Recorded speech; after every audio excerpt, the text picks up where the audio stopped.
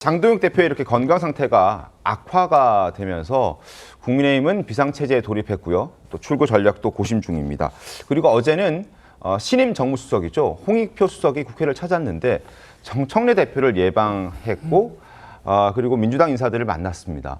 그런데도 장동혁 대표를 찾아가지 않았습니다. 그래서 여러 가지 해석들도 나오고 있는데 일단 어제 모습부터 영상으로 보겠습니다. 다음에 하겠습니다. 안 만나요. 실내는 없어요. 누구요? 장동혁 대표. 그걸 아직 결정된 거 없습니다. 조신 위원님, 어제 홍익표 네. 신임 수석이 원내대표실을 찾았고 거기서 뭐 당대표도 만나고 원내대표도 만나고 했단 말이죠.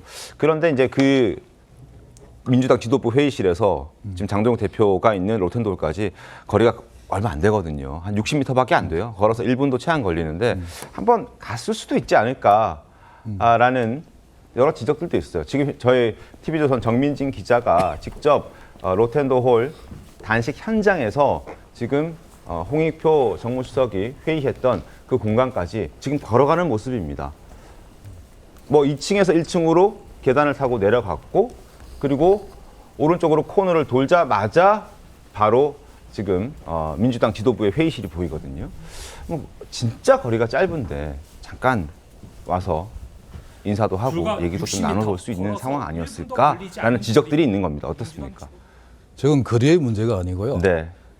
홍익표 신임 정무수석이 단식하는 장동혁 대표를 찾아가려면 답을 가지고 가야 됩니다. 근데 어저께 저 대통령 신년 기자회견에서도 대통령 말씀하셨듯이 네. 지금은 여의도에서 서로 협의해서 해결할 문제지 청와대가 나설 타이밍이 아니다. 그래서 답을 가지고 않고 그냥 A 차원에서 지금 그 정무수석이 가서 뭐 이야기하는 거는 그 자체가 조금 가볍게 보일 수 있고 쇼일 수도 있다. 네. 아마 그런 측면에서 저는 어제 뭐 방문하지 않았던 것 같고요. 오늘 8일차 이제 단식으로 들어갔는데 장동혁 대표가 대개 한 7일, 8일쯤 되면 건강이 급격하게 나빠집니다. 네. 그래서 본인 스스로가 이렇게 느끼거든요. 그래서 저 국회 내에도 의사 선생님 계시니까 건강 체크를 잘 하셔서 중간에 안 되면은 중단해야죠. 사실 단식이라는 게 들어갈 때는 본인이 결심하면 그냥 단식할 수 있습니다. 근데 어쨌든 저런 정치적인 뭐 요구 사항을 걸고 단식을 할 때는 출구 전략을 찾기가 참 힘든데 되게 그러니까 본인이 지금 요구했던 그런 사안들이 해결이 되든지 그렇지 않으면 안 그러면 건강이 급속도로 나빠져서 병원에 실려가는 거지 않습니까? 저도 예전에 단식을 한 11일간 해본 적이 있는데 지금 몸 컨디션으로 봤을 때는 지금 8일, 9일 차가 굉장한 위기 상황입니다. 어쨌든 하여튼 지금 뭐 누가 가서 만나고 안 만나고를 떠나서 제가 보면 송원석 원내대표도 있고 지금 민주당도 예를 들어 지금 장동혁 대표 요구하고 있는 통일교 특검 그다음에 공천 뇌물 특검 관련해서는 충분히 저는 서로가 협의할 수 있다고 봅니다. 알겠습니다. 예. 자, 과연 오늘은 어떨까? 오늘도 홍익표 수석은 송원석 원내대표를 예방하기 위해서 국회를 다시 찾습니다. 과연 오늘은 홍익표 수석이 장동혁 대표를 찾아갈까요? 한번 지켜보도록 하겠습니다.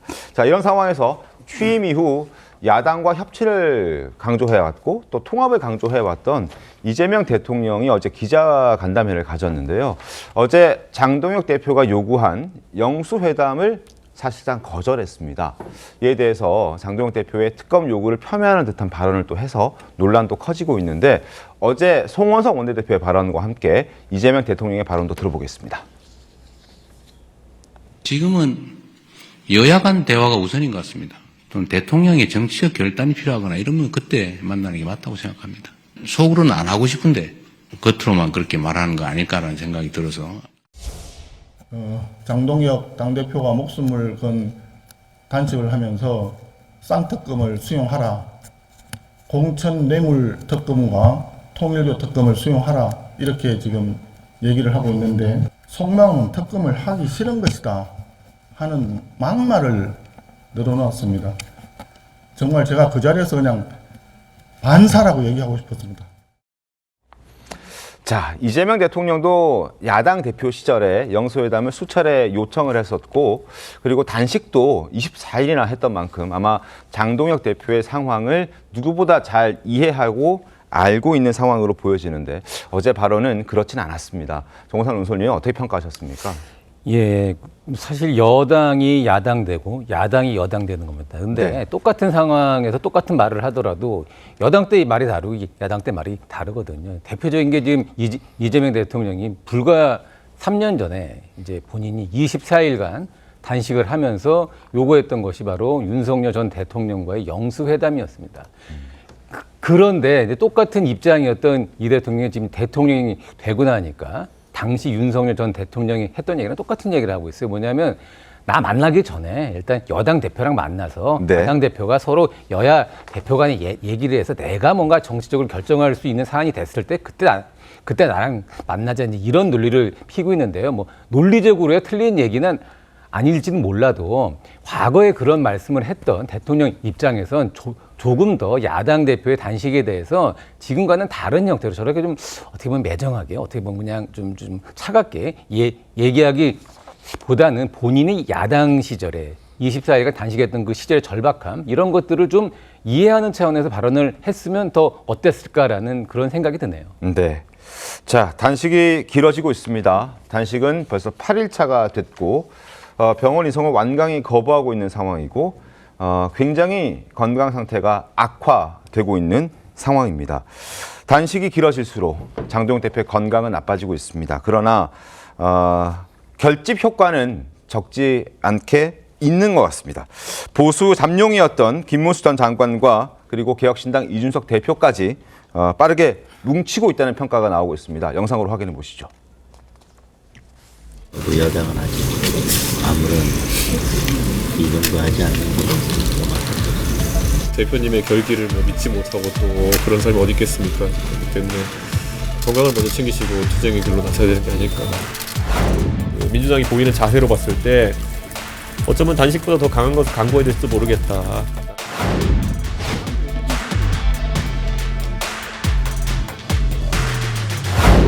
특별한 말씀은 하지도 않고 또 특별히 하시지도 안 하고 건강하시라는 말씀이었습니다.